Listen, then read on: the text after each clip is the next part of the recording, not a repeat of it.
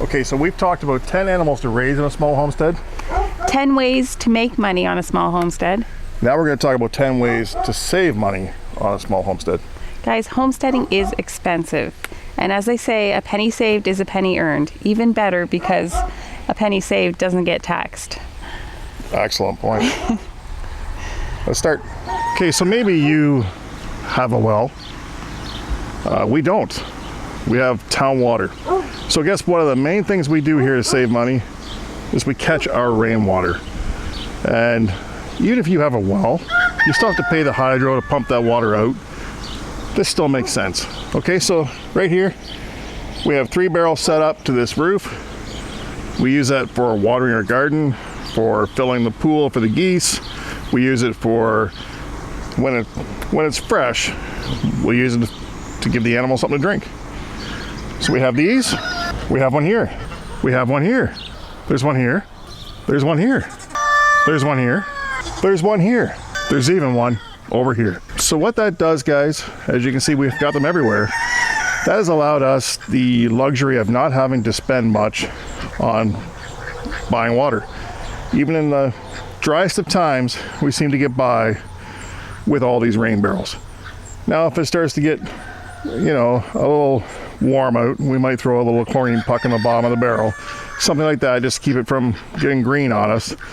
But it does a good job. All right, guys, this has been mentioned before, but another great way to save money is seed saving. Seed saving, seed swapping. About 4 or 5 years ago, I remember going into the nursery and getting $40 worth of seeds. It was a handful. I came out with a handful of seeds, $40+. And to some of you, that might be conservative, but to me, it was like mind blown, $40 on seeds.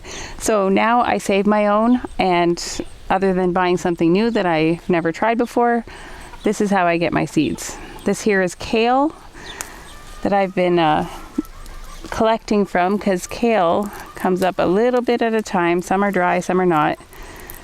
But look at that. Right there, you got like 10 seeds. Just a handful of these would be a $3 package in the store. Okay, so why not repurpose? Another good way to save money, repurposing. Just one example of the many things that get repurposed around here, and because I'm pointing this one out because it was a good example, is these little raised beds. I mean, you can buy raised beds. We've been buying raised beds, but these were just old pig feeders that we were no longer using. And instead of selling them off or throwing them out, I split them in half, and they are now little raised beds that are just high enough. You don't have to bend much or easy access. Just an easy way to make use of something that's already here. Along with seed saving is seedling starting. If I spent $40+ in the store just buying seeds, imagine what I would have spent to buy those in actual small plants. Look around the garden. If I was paying for each of these as a small plant, it cost a fortune. Instead, in the spring, I generously plant the seeds in some potting soil because I save them myself, so I'm not too concerned about how much I'm spending on the seeds. And I get a ton of plants. What I can't use, I sometimes sell, give away, or just find a spot to stick them. So this would cost me a fortune if I was buying each of these at a nursery. As it is, it hardly costs me anything at all. So something maybe less thought of are things like windbreaks. Now, most people don't look at windbreaks anymore because with modern day heating and cooling and things like that, you don't worry so much about whether you're exposed to the elements. But one of the things that you may, if you're in the country here, you might want to have windbreaks. So we've been planting cedars along the edge of the property. As you can see right here, we have a mini barn here. The wind comes from the southwest in the wintertime. So the hope is eventually these trees will grow up well enough to block some of that wind from penetrating these barns. Some people used to do it with homes. You used to see trees, shade trees over houses and things like that, and that was to keep them cool, right? We don't worry about that so much these days, but blocking the wind when you're in a colder climate can still be important. All right, another way we save money around here is I have a handy husband. He is awesome at building his own stuff, and this doghouse is just a great example. We could have gone out and paid $200-300 on a doghouse. This is so much more sturdy, and he made it with just supplies he already had at home. Our son got to help him with it, so that was a great experience too. And Max loves it. So there are so many things that you could build your own rather than buying.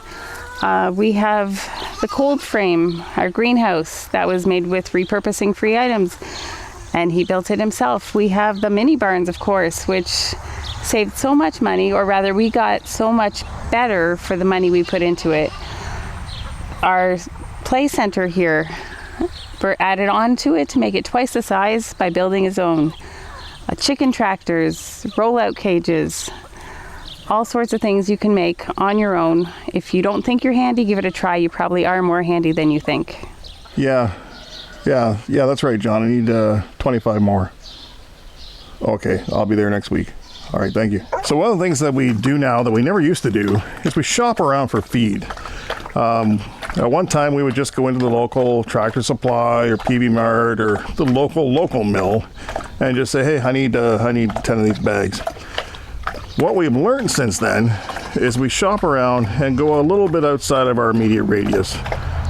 For instance, chicken feed, we go through quite a bit of it.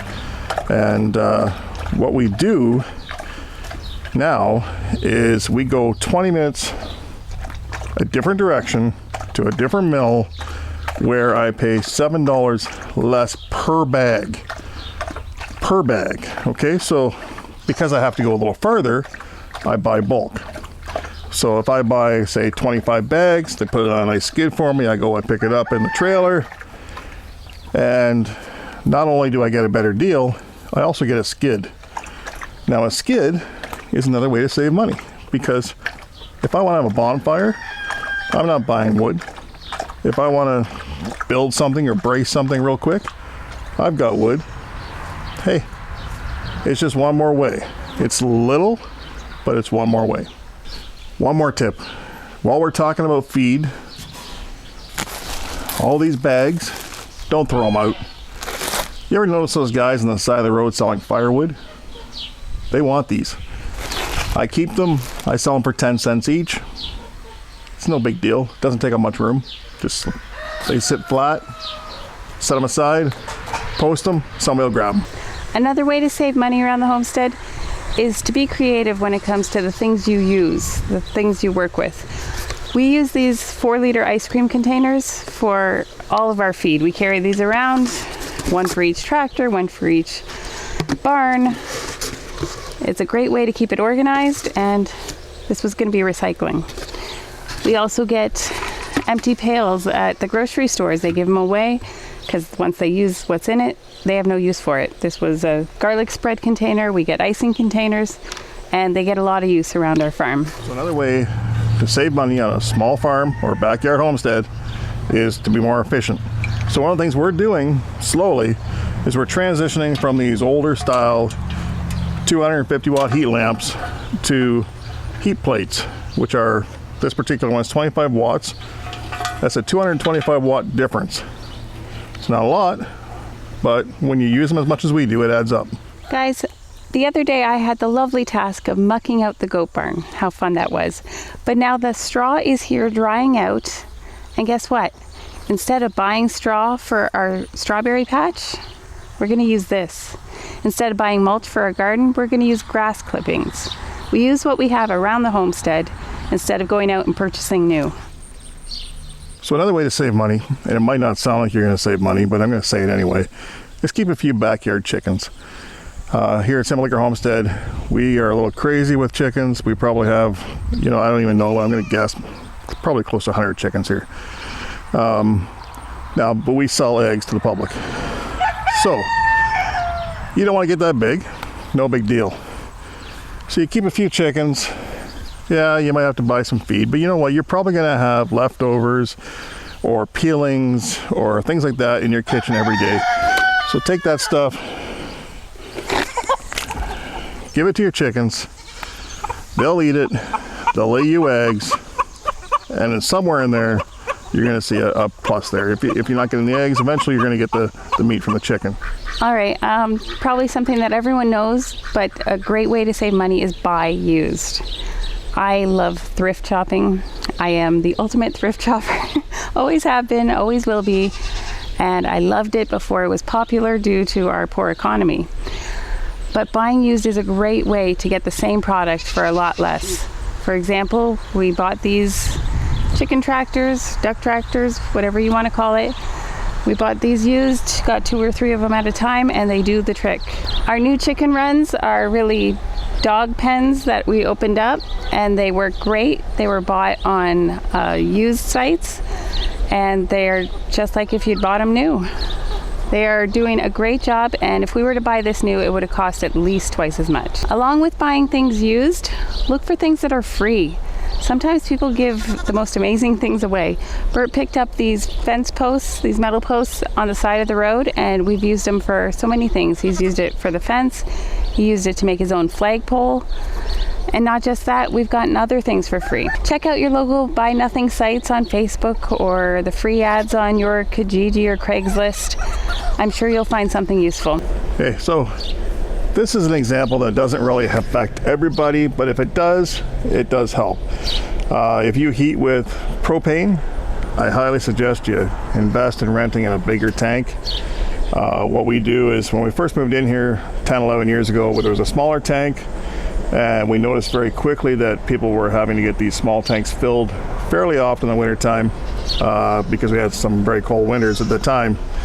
And so we upgraded to a large tank. We get propane during the summer when it's cheaper once a year, and we're done. We're taken care of for that year. The other way to save a few dollars aside from buying your propane and stuff in bulk, if you were like to mulch your plants, your gardens and things like that with wood chips, what we do is every couple years we source from a local tree service company, and they come in with dump trucks and they dump off at the edge of our laneway, and we have all the wood chips we want or mulch that we want for the rest of that year and into the next year. Just an easy solution to not going out and buying little bags for prime dollars or going to the garden center where you're spending possibly 40, 50, 80 bucks for a yard. This way you pay 10, 15 bucks for a yard and you get a large amount brought in. So guys, this was just a few ways that we try to save money on the homestead around here, and we hope they were helpful to you.